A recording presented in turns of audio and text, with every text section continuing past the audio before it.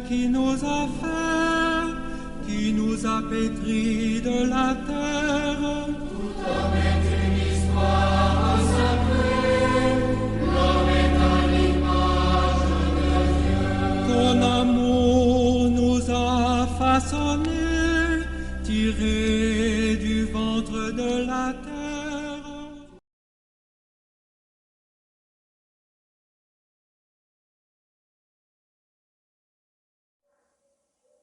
Au nom du Père et du Fils et du Saint-Esprit. Amen. Chers frères et sœurs, en prenant le temps de lire avec attention les textes liturgiques de ces dernières semaines de Carême, nous pouvons constater que la main divine est là. La providence de Dieu est au rendez-vous. Presque tous les textes sont actuels. Ils sont riches en aliments spirituels pour nous aider à vivre et à traverser ce moment douloureux et pénible. Tout cela est pour nous dire que la parole de Dieu, que l'on veuille ou non, nous rejoint toujours dans nos souffrances et dans le quotidien de notre vie. En regardant les événements de nos vies à la lumière de la parole de Dieu, nous pouvons toujours trouver du réconfort. Dans notre confinement, dans notre ensevelissement psychologique, moral et spirituel, comme Lazare au tombeau, aujourd'hui, le Seigneur nous appelle à sortir de nos tombeaux du péché et de notre ensevelissement. Il nous invite à quitter nos tombeaux de manque de confiance, nos tombeaux de manque de foi.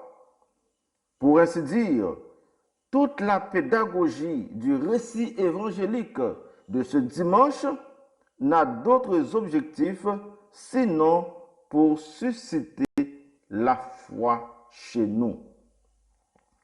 Devant la peur de cette pandémie qui fait ravage et devant la mort, le Seigneur de la vie tient à nous communiquer une parole de consolation, une parole d'espérance, une parole de résurrection. Il nous appelle à la vie. Comme il nous dit, « Je suis la résurrection et la vie ». Toute la liturgie de ce 5e dimanche de Carême en elle-même est un appel à l'espérance et à la foi dans la résurrection. Pas forcément la résurrection corporelle, mais surtout la résurrection spirituelle. La pire, c'est la mort spirituelle. Donc, la parole de Dieu pour nous aujourd'hui, frères et sœurs, c'est un appel et en même temps un rappel à projeter tout notre regard sur le Christ, le maître de la vie, et non sur nos problèmes. Nous sommes invités à un décentrement sur nous-mêmes pour finalement nous centrer sur le Seigneur de la vie. La pointe du message d'aujourd'hui, c'est un appel à sortir de nos angoisses, à sortir de nos tombeaux pour rejoindre le Seigneur des vivants. C'est aussi une invitation à garder la foi jusqu'au bout, même devant la détresse de la mort. Car quand tout s'écroule, quand il n'y a plus d'espoir, la foi prend toujours le relais. Je sais que ce n'est pas facile de conserver la foi devant la maladie et la mort, mais c'est une ordonnance de la part du Seigneur lui-même. C'est lui, le Seigneur, qui dit à chacun et chacune de nous, « Si tu crois, tu verras la gloire de Dieu. » Déjà, pour commencer, le prophète Ézéchiel, qui accompagnait le peuple d'Israël dans sa situation chaotique, se fait notre accompagnateur aujourd'hui. Le prophète tient à remonter notre morale et nous apprendre à espérer. Dans la foi, nous devons accueillir cette parole pour nous-mêmes. Je cite, « Je vais ouvrir vos tombeaux et je vous en ferai sortir, ô mon peuple, et je vous ramènerai sur la terre d'Israël. » Fin de citation. Ézéchiel chapitre 37, le verset 12. Ce qui veut dire que le Seigneur nous ramènera sur la terre de la délivrance, sur la terre de la résurrection. En d'autres mots, le Seigneur mettra un terme à nos souffrances et nos misères. Par son Esprit Saint, le Seigneur a le pouvoir de nous délivrer du mal tout en nous donnant une vie nouvelle. Crois-tu cela? Frères et sœurs, comme nous autres aujourd'hui, le peuple d'Israël vivait vraiment un moment terrible dans son histoire. Il était comme enseveli dans un cercueil. Il était confiné par la peur et le doute. Son temple, en parlant du temple de Jérusalem, a été détruit. Donc, pas de lieu de culte. Sur le plan politique, il avait perdu sa souveraineté. Ce qui veut dire qu'il a réellement vécu un moment de grande détresse et de panique. Ce peuple était réduit à rien. Je reprends pour dire que notre situation actuelle nous permet de nous plonger de plein pied dans l'histoire de ce peuple. Au niveau de la foi, cette situation nous permet de vivre et revivre ce qu'avait vécu le peuple de Dieu et les amis contemporains de Jésus. Cela nous aide aussi à comprendre que ce ne sont pas des fables que la Bible nous raconte, mais ce sont des situations existentielles que les prophètes et les hommes de foi ont tenu à nous rapporter pour que nous aussi, nous puissions garder la foi quand viendra notre tour de faire face à ces genres de situations. En cette période de crise sanitaire où la maladie et la mort nous guettent, Jésus veut faire de nous des vainqueurs de la mort. Chers amis, Jésus ne veut pas que nous soyons des hommes et des femmes sans espérance. Il veut que nous soyons des femmes et des hommes vivants. Et c'est au cœur même de ce temps de trouble, de désolation, que nous, les chrétiens, sommes appelés à garder le flambeau de notre foi allumé. Regardons surtout l'attitude de Marthe dans l'Évangile. Elle est solide spirituellement. D'ailleurs, c'est devant la mort de son frère qu'elle fait solennellement sa profession de foi. Oui, Seigneur, tu es le Christ, je le crois.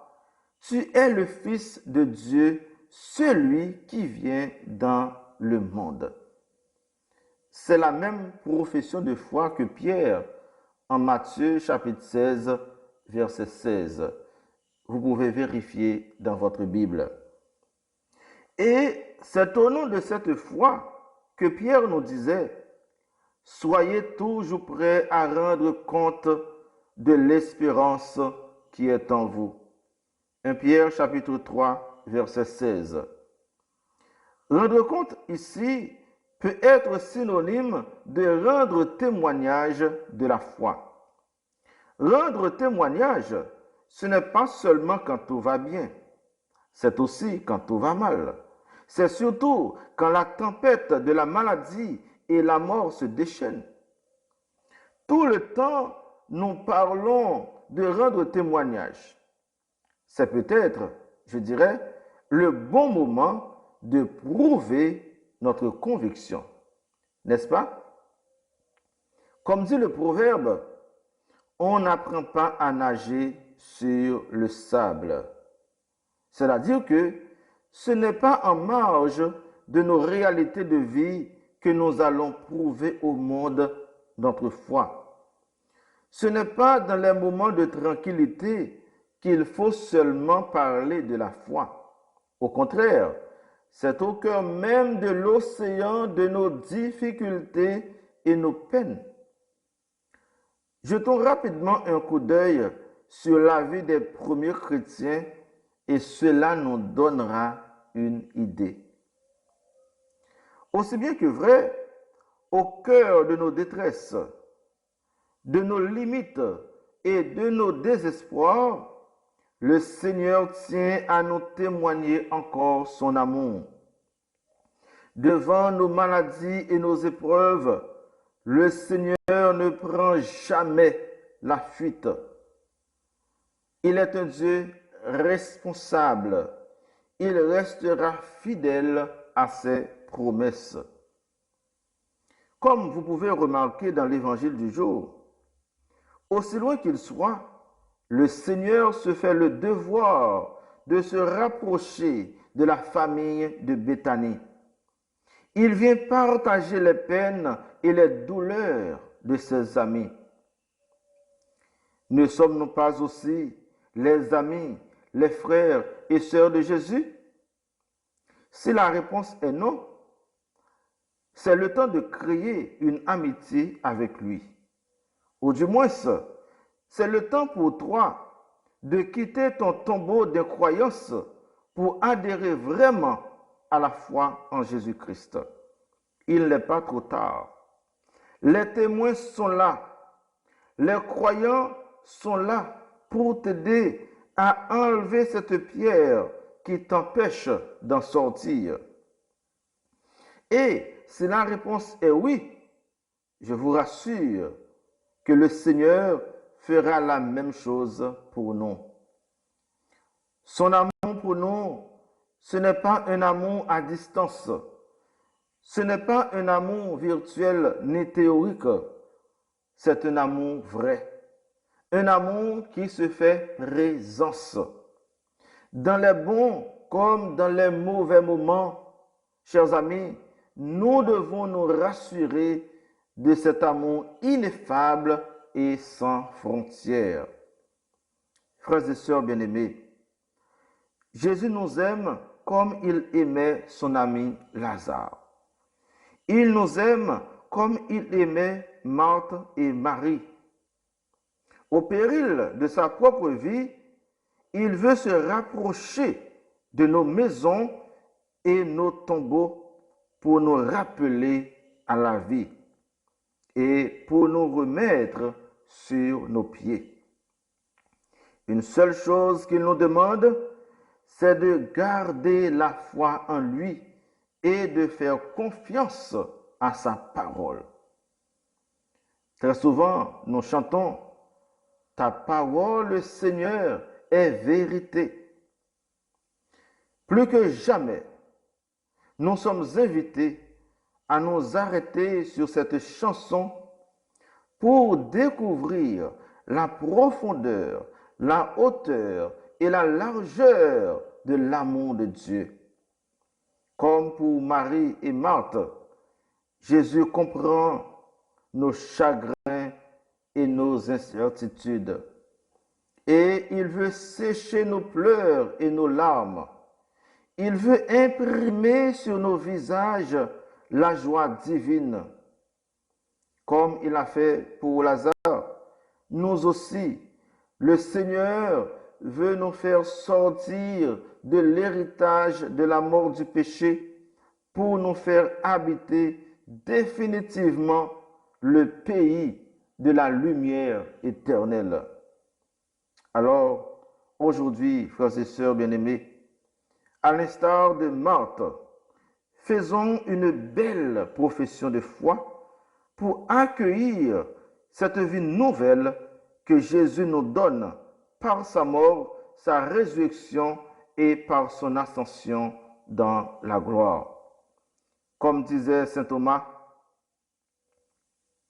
allons-y, nous aussi, combattons le mal et le péché pour triompher avec le Christ.